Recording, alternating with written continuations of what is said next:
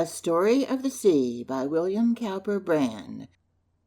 There have been mortals, favorites of the gods, to whom it was given to understand the language of the lower animals, and such I have ever envied, for beast and bird have seen and heard that which man knoweth not.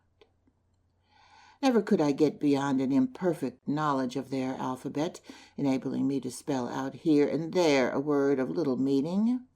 But the great ocean's never-ceasing speech was ever plain to me, and many a midnight hour I have paced the cool sands that girt my island home, and listened with reverential awe to the secrets it whispered to the sensuous southern breeze that kissed its bosom. Strange stories of wreck and wraith, wild wars and desperate deeds, mingled with those of love and honor, shame and sacrifice, crowding upon each other like specters in a dream. One night, when the new moon hung like a silver crescent pendant from Venus' flaming orb, in a summer sky thick inlaid with patines of pure gold, I heard the lazy waves breaking like slumberous thunder upon the long, low beach, and said, "The sea is calling me," and I went. Far out upon the long pier, where the waves could dash their spray like a shower of cool pearls in my face, I lingered long and listened to a story, sad and strange as a sweet-voiced woman telling in a foreign tongue, and punctuating with tears and sighs a tale of true love turned awry. Upon the beach they walked, in days that seemed to man long, long ago.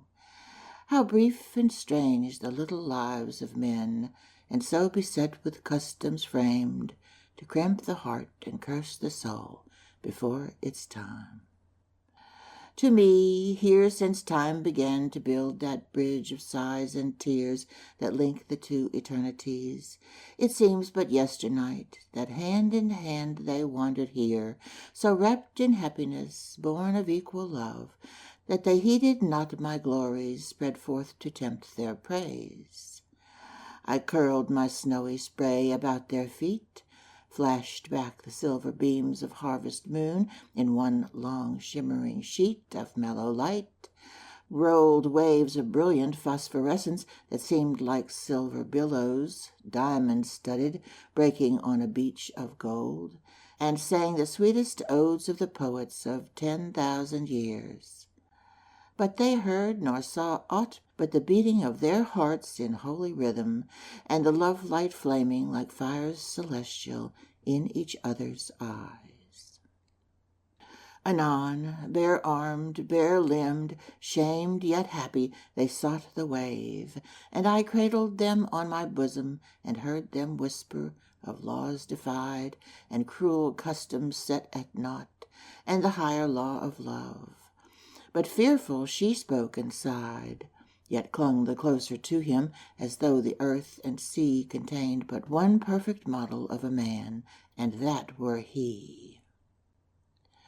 Hour by hour they hovered near me, and 1,000 times she swore to him that their lives were so entwined that separation were death to her, and kissed his lips, his eyes, his hands, and wished she were his wife, that they might blazon to the great round world the love they fain would hide from heaven. One little year went by, and they came again, not walking hand in hand. He spoke to her, and she answered with bitter scorn. He touched with trembling lips upon the old days when love was lord of their two lives, but she mocked at love and him, and bade him leave her. Then he that was wont to rule first learned to sue, and vainly, for her heart was cold as the ashes of long-forgotten kings, cruel as wintry winds blown across icy northern seas.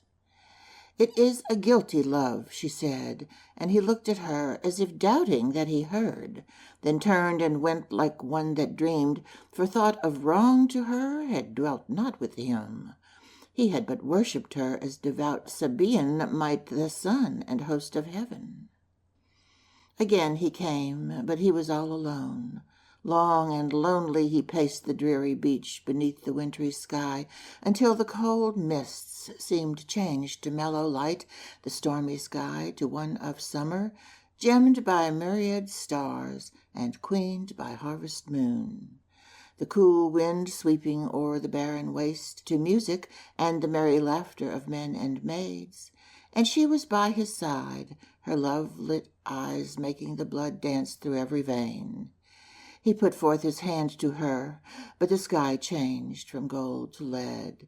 The driftweed blew about his feet. The cold mist settled down upon him and crept with icy fingers into his heart. And he cursed the lying vision, the shrieking wind, the cold mist, and the leaden sky. Cursed the day that he first saw her, and said to waves that tumbled at his feet, I must be mad. The curse of my race hath fallen upon me. Else why do I see that which is not, hear voices that are far away? Why do I cherish the image of a fickle woman who, swept along by a gust of passion or sickly sentiment, thought for a day she loved me, but did not, nor ever loved aught in life but her own selfish self? And he called her name to the wind and waves, but coupled with it a curse, deep and bitter, as those that burst in sulphur breath from the parched lips of the damned, and a voice came back from out the gloom that seemed to mock him. Furious as a demon disturbed at some hellish rite, he turned and shrieked to the mocking voice, and bade it come to him, that he might wreak upon its owner such vengeance as would appall the world. The far lights shone like pale ghosts of lights through the driving mist, and in them loomed two weird forms that seemed 100 cubits high.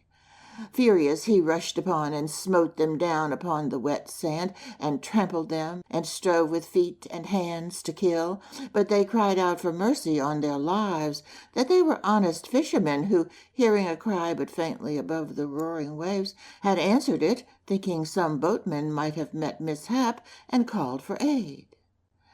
The flood of anger spent in blows, he helped them up, wiped the blood and sand from their bronzed faces, gave them his scant purse, and bidding them drink a bumper, that hell fiends might drag him from the world before the morn sent them on their way.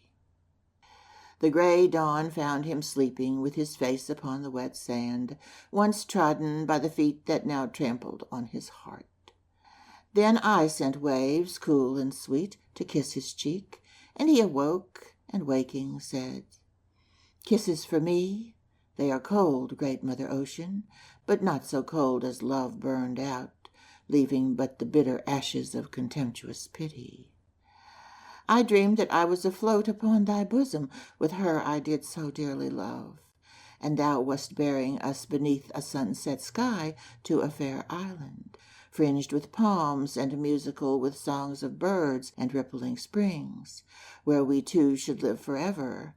That as we floated thus, love's goddess descended from a golden cloud, and opening the white bosom of my bride, yet not my bride, took thence her heart, and pressed from it a black drop, that fell upon the molten sea, and taking form became a hideous monster, that cried, My name is Selfishness, and vanished in the wave.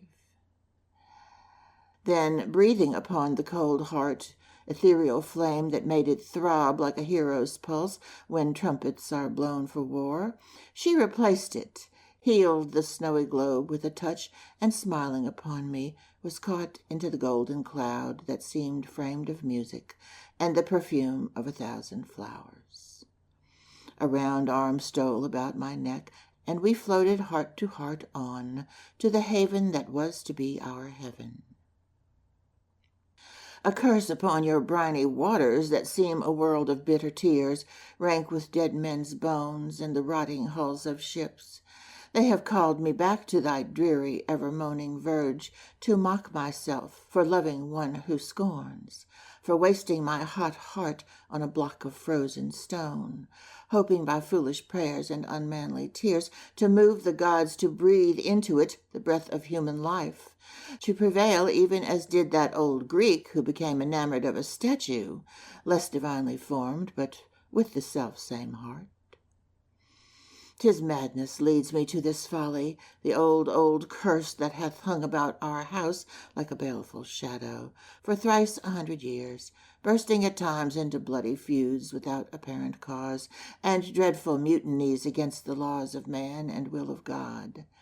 'Tis vain to further fight with fate. 'Twill drag me down, even as it did my great-grandsire, who climbed fame's dizzy heights and stood poised in mid-heaven, the mastermind of Britain's mighty world.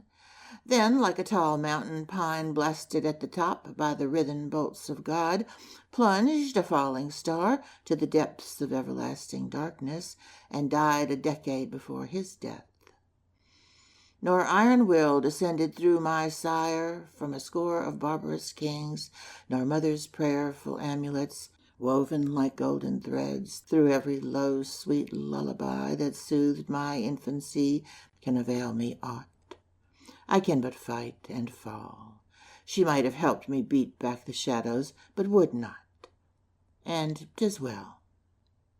Then taking from a case a withered rose, he kissed it, cast it far out upon the wave, watched it dance there, and said with a bitter smile, "The last link that binds me to other days, and it is broken.